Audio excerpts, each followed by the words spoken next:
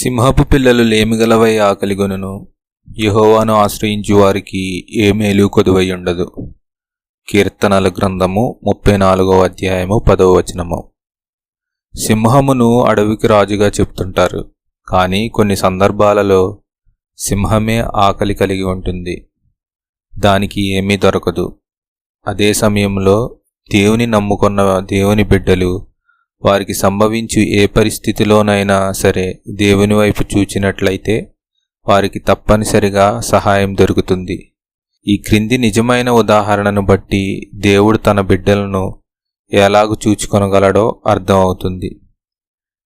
Christian wish ఆయన భార్య కలిసి మిన్నిసోటా అను స్థలంలో మిషనరీ సేవను జరిగించుచున్నారు. ఒక సమయంలో వారి ఆహార పదార్థములన్నీ అడుగంటినాయి.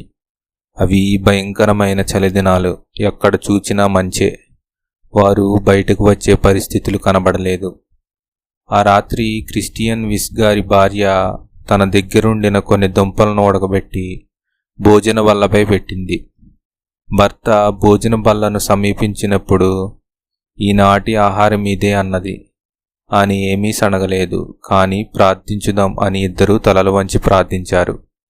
దేవా, మీరిచ్చిన ఈ ఆహారం కొరకు స్తోత్రములు అని చెప్పి కూర్చున్నారు. ఇంతలో ఎవరో తలుపు తట్టుచున్నట్లు మిషనరీ భార్య తలుపు తెరవగా ఒక ఆమె గుమ్మము దగ్గర నిలవబడి ఉన్నది. ఆమె ఎవరో కాదు, ఫారెస్ట్ రేంజర్ గారి భార్య. ఆమె, అయ్యా మిషనరీ గారు, దయచేసి మీరిద్దరూ మా గృహానికి భోజనానికి రండి. చాలా ఖర్చు పెట్టి మంచి మంచి వంటలు తయారు చేశాము. నా భర్త గారు మీరిద్దరి రాకగా ఎదురుచూచుచున్నారు అని బ్రతిమాలింది. ఈ మాటలు వింటున్న మిషనరీ దంపతుల హృదయంలో నుండి కృతజ్ఞత పొర్లుకుంటూ వచ్చింది.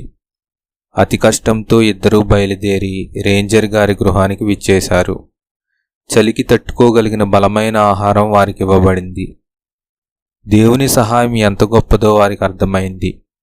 సింహపు పిల్లలకు ఆహారం దొరకకపోవచ్చు, కానీ దేవుని బిడ్డలకు మాత్రం ఏ మేలును కొదువయుండదు. అనుభవపూర్వకంగా మిషనరీ దంపతులకు దేవుడు ఈ విషయాన్ని చూపించాడు. ప్రార్థన. భూమి ఆకాశంలో సృజించిన యెహోవా, నీవు ఈ రోజున మాకు ఇచ్చిన వాక్యం కొరకు నీకు వందనాలు, స్తుతులు, స్తోత్రములు ప్రభువా. నీ వాక్యమే మాకు వెలుగు, నీ వాక్యమే మాకు బలము, నీ వాక్యమే మాకు స్వస్థత, నీ వాక్యమే మాకు మార్గం చూపిస్తుంది ప్రభువా. తండ్రి, నీవు విశ్వాసుల యొక్క ప్రతి అవసరం రీత్యా దేవుడవు, వారి యొక్క ప్రతి విషయంలో శ్రద్ధ కలిగిన దేవుడు ప్రభువా. నీకు స్తుతులు, స్తోత్రములు. ఈ ప్రార్థన వింటున్న ప్రతి ఒక్కరికి మీరు సహాయం చేయండి.